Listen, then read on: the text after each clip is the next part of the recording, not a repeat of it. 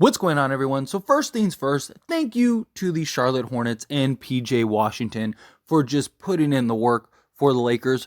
Who would have thought we'd all be Laker and Hornet fans all at the same time? I mean, you have PJ Washington with the career high, taking care of business when it comes to beating Dallas both times, and then settling it and handling business against the Thunder, which really just put us in a great position. So shout out to the Hornets for doing all of this without like half their team playing, and PJ Washington turning into like the second coming of Charles Barkley. It's been spectacular. But diving into it, you see the Lakers have the 9th seed, and if they win today, they would have it locked up, essentially. We would move into the 8th seed. We'd be 38 and 38, but we'd essentially give us enough separation, a full game, which we have the tiebreaker over the Thunder, and we would be in a pretty good spot against the Dallas Mavericks, and again, keep leading the charge. The Pelicans, they finally lost, and the Pelicans, to be honest, I'm not even remotely worried about. The Pelicans have a grueling schedule. I mean, they have the toughest schedule, I believe, or like second toughest in the entire league. It gets really rough for them, but I think the Lakers will get some separation between the Thunder and the Pelicans. And it was, again, the Hornets was a real huge win for the over the Thunder, because the Thunder have like 3 easy games, or what should have been, which is the Hornets, and then they play the Pistons tomorrow. So maybe the Pistons will handle business too. That would be wonderful as well. Give us even more separation against the Thunder. But we have the tiebreaker on the Thunder, we have the tiebreaker on the Pelicans, and we have the tiebreaker on the Warriors. But we don't against the Timberwolves, and we don't against the Mavericks. So we got to keep that distance against the Mavericks. And the Timberwolves, we have a game against them coming up here shortly. So if we could get into the same space as them, that would be kind of good. Even if we beat the Timberwolves, we still don't have the tiebreaker, which sucks. So if the Lakers win today, we would be 38 and 38. The Timberwolves, hopefully, maybe, just maybe, they lose to the Suns. They should lose to the Suns. That would be great. Kevin Durant, his first game back. So they should end up beating the Timberwolves. If that happens, then the Timberwolves would be 39 and 38, and we would be 38 and 38 going into that Timberwolves game, which if we win that Timberwolves game, we would be ahead of the Timberwolves in the standings. Here's the problem, is the way that it's shaping up, I don't think we're going to get the 6th seed. I don't even think we're going to get the 5 seed either. I mean, when you look at the standings, we're right there. It's possible, but I think we'd have to win every single game the rest of the way to get us to 44 wins, which isn't impossible. It's just realistically, you're going to drop a game or two. It's how it goes. Guys are coming back from injury. Guys have been in and out of lineups, chemistry, how's LeBron going to look, stuff like that, right? If we could beat the Bulls, we could beat the Timberwolves, that would be great, because that would move us into the 7th seed. If we win today, that would move us into the 8th seed. But regardless, right? One game at a time. However, the Warriors, they have a pretty easy schedule the rest of the way. They might only lose like 1 game, maybe 2 games. So the Warriors are very likely, they're going to get to like probably 43, 44 wins, somewhere around there, realistically. So I don't see them, I don't see us catching them for the 6th seed unless we win every game. If we win every game, and let's say the Warriors finish with 44 wins and we finish with 44 wins, then we have the tiebreaker. So yes, we'd be the 6th seed. I think realistically, we're probably looking at the 7th or 8th seed, and then we're going to end up playing either the Timberwolves or the Mavericks, in my opinion. I think those are the 2 teams that we likely face in the first round of the play-in. So just something to keep in mind. But we got to start with business today. Got to beat the Chicago Bulls. They beat us on our home court. That was not good, but it happens. First game back for LeBron. He had a little rust. Wasn't his fault that we lost. He was a +4 when he was on the court, and we were like a -19 or something like that when he was off the court. It was just a rough game. The Bulls played about as good of a game as they could possibly play, and the Lakers played about as bad of a game as they could possibly play.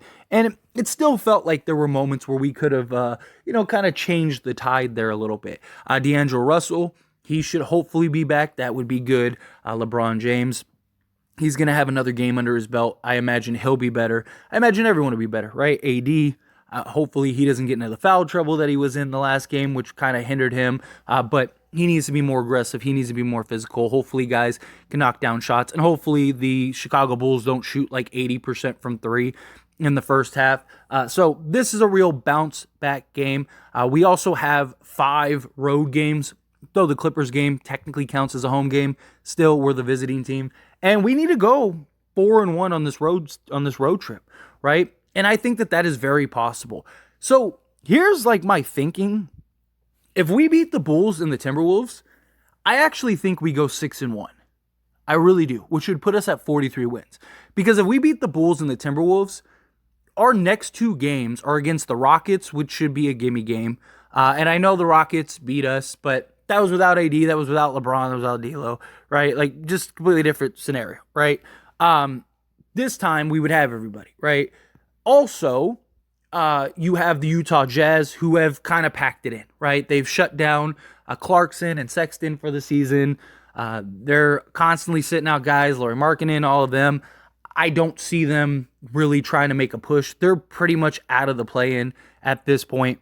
They're, a game and a half out of 10th, but are they really trying to get the 10th seed? Probably not, right? They're starting to sit down guys, trying to shut down guys. They're trying to do their best to get a draft pick. So the Lakers don't really have to worry about the Jazz, right? So that gives us a 4-game winning streak there. Then you have the Clippers and the Suns, right? Those 2 games, I think we can easily at least split one of them. Now, the Clippers, they don't have Paul George. I think that's a winnable game. The Suns, what do they do at that point, right? Because that would be the second to last game of the season. Do they play their guys? Do they not? Even if they do, I still think that's a winnable game. I think it's a game that the Lakers, if they show up, can still win that game. But let's say you beat the Clippers and you lose to the Suns, right? So there's 5-game winning streak. You lose to the Suns. They're 5-1, and then you got the Jazz again to end the season. You go win that on a positive note, and now all of a sudden you're 6-1. I think it boils down to, again, got to start with Chicago, got to start with Minnesota. Now, if they lose one of these 2 games, then I think they finish 5-2, right? Like, let's say they lose to Chicago. I think they beat the Timberwolves, and then I think that they, again, same process, win the next 2. Lose to either the Clippers or the Suns, and then beat the Jazz. Boom. Right? So that's kind of where I see them falling. 5-2 at the worst, 6-1 at the best, because you're just probably going to have a bad game, right? You just imagine that's going to happen. And you have teams like the Clippers are probably still going to be fighting for seeding. The Suns could potentially be fighting for seeding. It's going to be pretty interesting. But after those Timberwolves and Chicago game, you're playing a team, you got 3 games that they're just not really trying to play. They're not really trying to win anything. So that's beneficial, right? D'Angelo Russell being back will be huge because D'Lo, his ability to just score, his ability to play make, allow LeBron to play off the ball at times. He's been really good off the ball.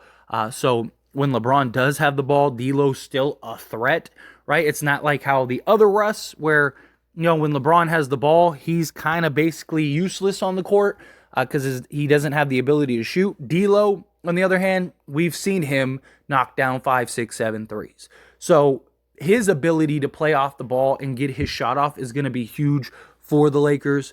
Again, another playmaker. He is, at least at the time of recording this video, so maybe if you're watching this later in the day, maybe we already got the news on D'Lo, but D'Lo is very likely going to be probable today, so he's very likely going to play. Word is that he's supposed to play. Again, probable doesn't mean he's absolutely playing. It just means unless there's like a setback, he'll probably, do shoot around, stuff like that, and then we'll see what happens from there. But D'Lo coming back would be huge. We'd finally have a roster fully healthy outside of Bam, or Mo Bamba. Right, he's the only one that's out right now. But still, for the most part, our roster would be fully intact. We've been 3-0 with the roster uh, previously before the LeBron injury, and so that is a good sign. Plus, it'll just be nice to see the Lakers at full strength for once.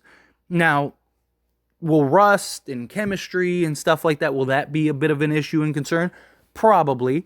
But to kind of just see, the starting five that we had that was looking really good, that we were 3-0, we were off to the races. I mean, we even had a game where LeBron and AD both had like 12 and 13 points, and we still won by like 20. And it just looked like, oh man, this team is terrifying, right? And then LeBron goes down, and then D'Lo goes down, and then Anthony Davis misses a game. It's been a mess ever since. But the team has weathered the storm, right?